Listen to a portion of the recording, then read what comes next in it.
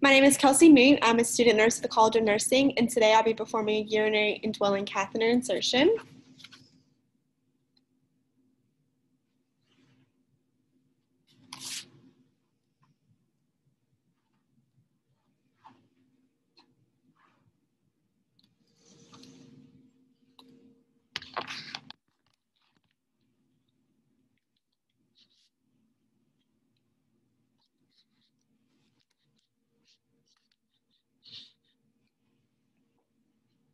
Okay, so I'll start by verifying my order and my hospital policy, and then I would perform hand hygiene.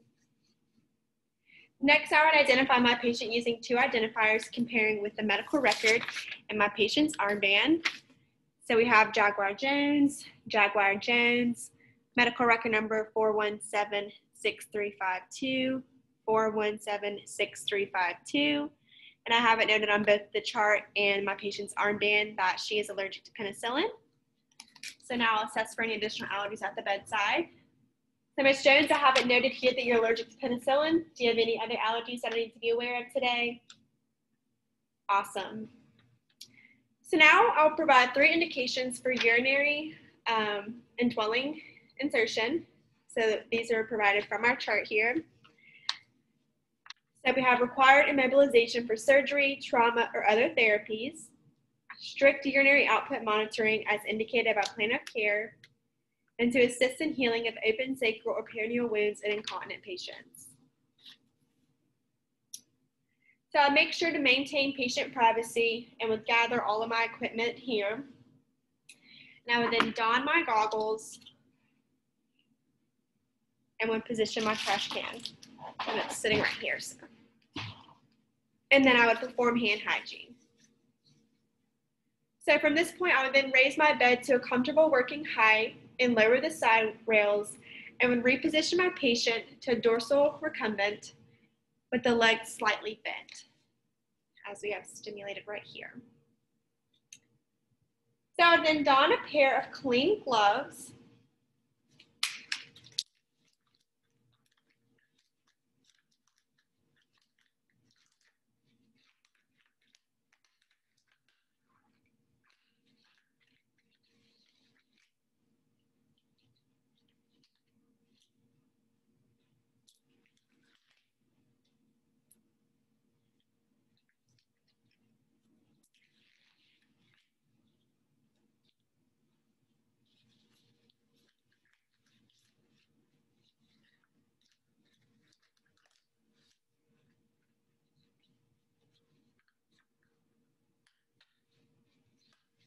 Hey, wow.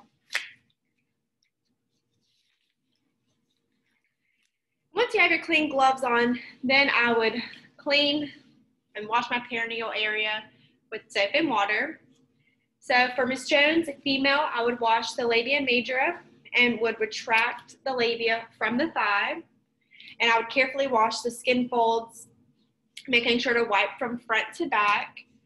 And I would also clean over the labia minor, the clitoris, and the vaginal orifice, and I would rinse and dry afterward. So if this is a male, I would wash the tip of the penis at the urethral meatus first, and I would use a circular motion, and I would clean from meatus outward. So I would repeat that procedure until the entire penis is washed and would rinse and dry when finished. So from here, I'll grab my catheter tray and we'll open it in between my patient's legs.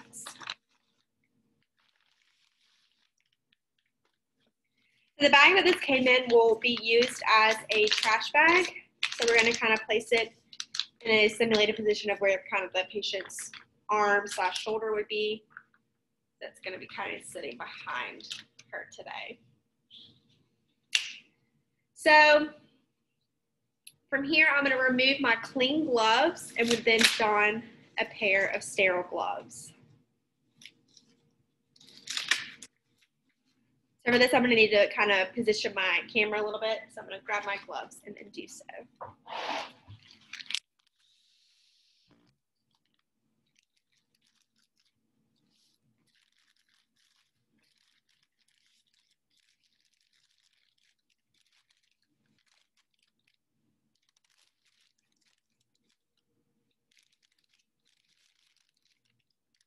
going to start with my dominant hand.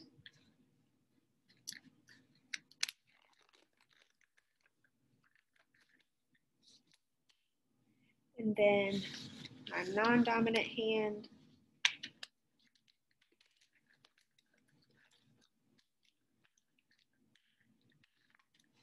Once you have both gloves on, then you can adjust accordingly since it is sterile to sterile.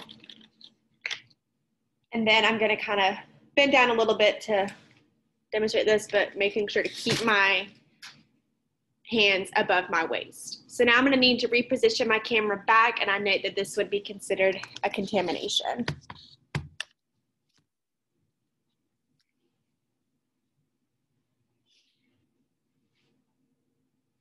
So now I'm going to open my compartments.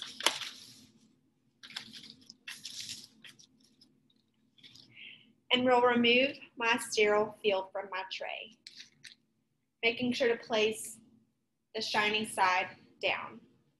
So normally we would have a little bit more room where it wouldn't be all on the patient, but I do have it where my two sterile fields are overlining, making sure that there's no gap. And from here I can then adjust them as needed.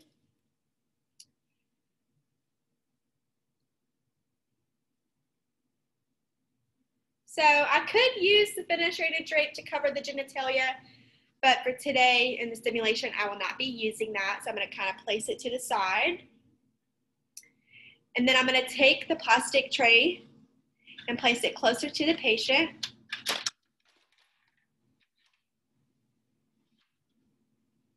And then I would prepare the cleaners provided, such as betadine or our lubricant, which is what we were provided for our tray. So you'd open your lubricant and place it in its appropriate tray. And then from here, I would take our 10 milliliter water-filled syringe. I'm going to insert that into the balloon port of our catheter. So I'm going to kind of take all my contents out, get it adjusted.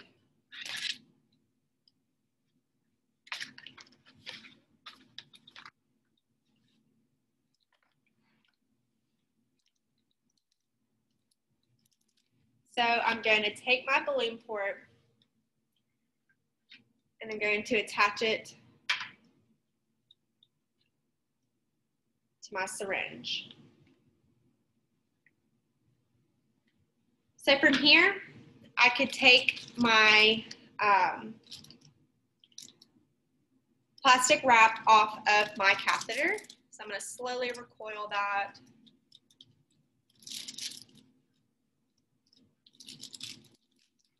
Making sure to not contaminate it. And then I will gently place that into my appropriate discard. So for Miss Jones, she's a female, I'll be lubricating about 1 to 2 inches up my catheter. And if this was a male, I would lubricate 5 to 7 inches up my catheter. So first I will clean the female urethral opening. And if this was a male, I would begin at the meatus and work outward using circular strokes. So now with my non-dominant hand, I'm going to open the labia, holding it into position, and this hand is now considered contaminated. So I will keep it here throughout the entire procedure. So we lubricated this about 1 to 2 inches up for our female. And then I'm going to slowly bring our contents a little bit closer. So Ms. Jones, I'm now going to be inserting the catheter. And so from here, I would instruct my patient to bear down as if voiding and take a deep breath, exhaling with insertion. So we're going to take this, hold our labia open, and insert. So I would insert until urine is returned and then would advance about 1 to 2 inches more. For females, and if this was a male, I would go all the way to bifurcation. So I'm then going to hold my catheter in my non-dominant hand once it is appropriately placed, and we'll grab my 10 milliliter syringe with my dominant hand, and we'll then insert my 10 milliliters of syringe and to fully inflate the balloon with my dominant hand. So we're going to insert that water to inflate our balloon fully. And once that is secure, we can remove our syringe and place it. So I will secure the catheter with a catheter strap or other securement device. So we have a catheter stabilization device that we'll be using today. So grab that open. So when attaching this, I'm going to make sure to allow for enough slack to allow for leg movement. So I'm going to attach this stat lock device at the tubing just above catheter bifurcation. So for females, I will secure it to the inner thigh. And if this was a male, I would secure it to the upper thigh or lower abdomen. So I would remove my adhesive and attach this into place accordingly.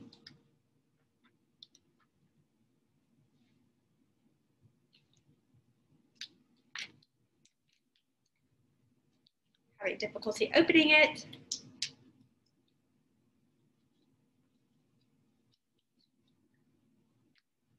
So for time's sake, and since I will not be able to stick the towel anyways, I will just simulate me locking it into place. So from here, I would secure the bag, the drainage bag, to the bed frame below the bladder level, making sure to not have this on the bed rail. So for today, I'll be using a chair, and I'm going to attach it and then drag the camera a little bit closer for you to see what I am doing.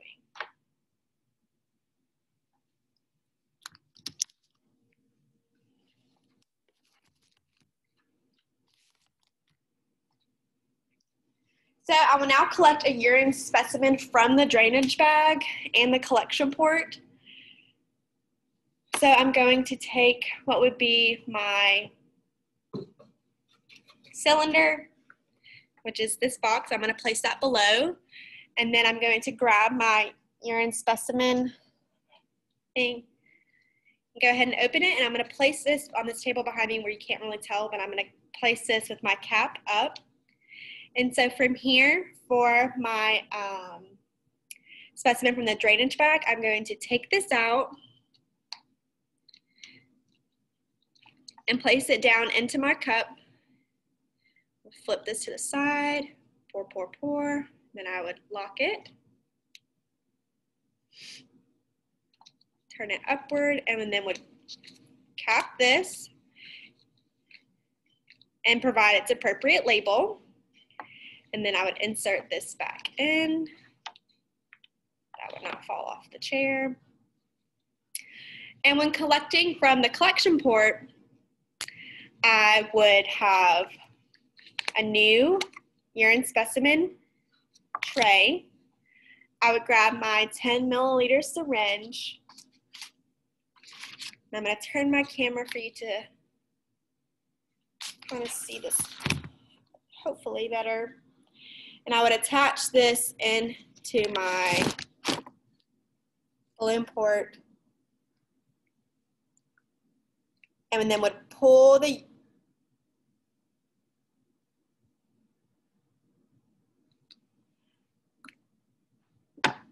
so I note that that would have been technically the wrong port.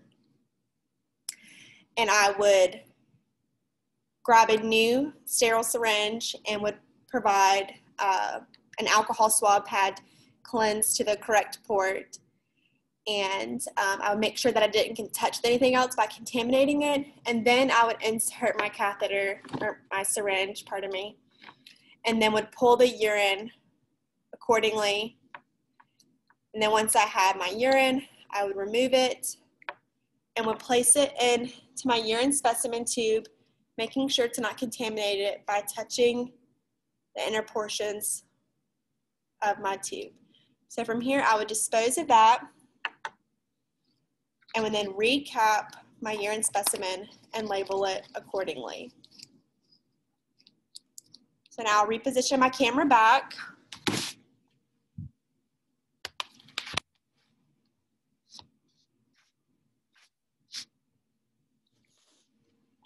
So now I can discard of my equipment. I'm just going to kind of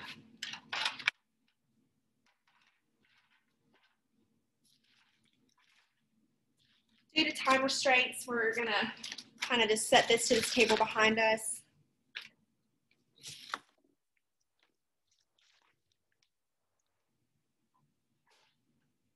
And then I could remove my sterile gloves.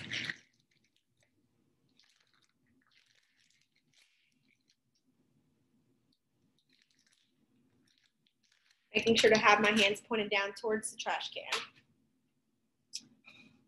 So I would then lower the bed and raise the side rails and making sure my patient is comfortable.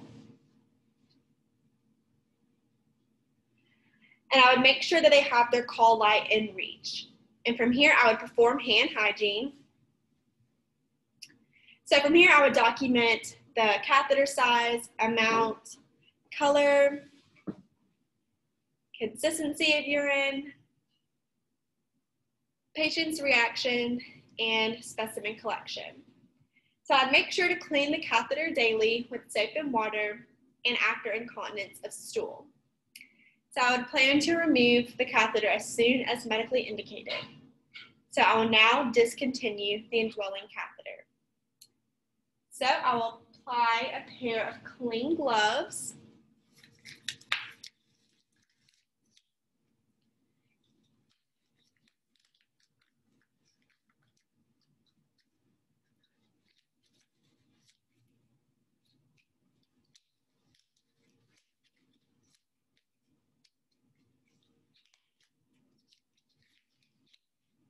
And goggles, which I have on. So I will now empty the drainage bag and measure the urine.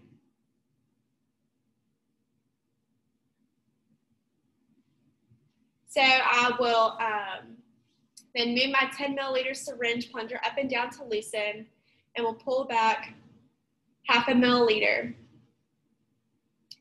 So I'm going to grab my 10 milliliter syringe.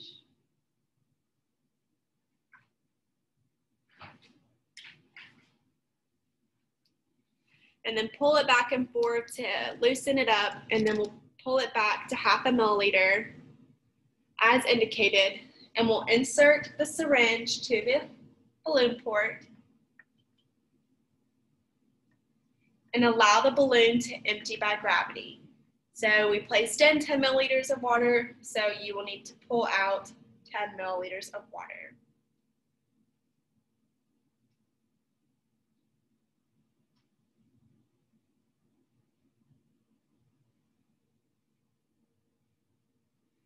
So once you get your 10 milliliters, you can then remove that and discard.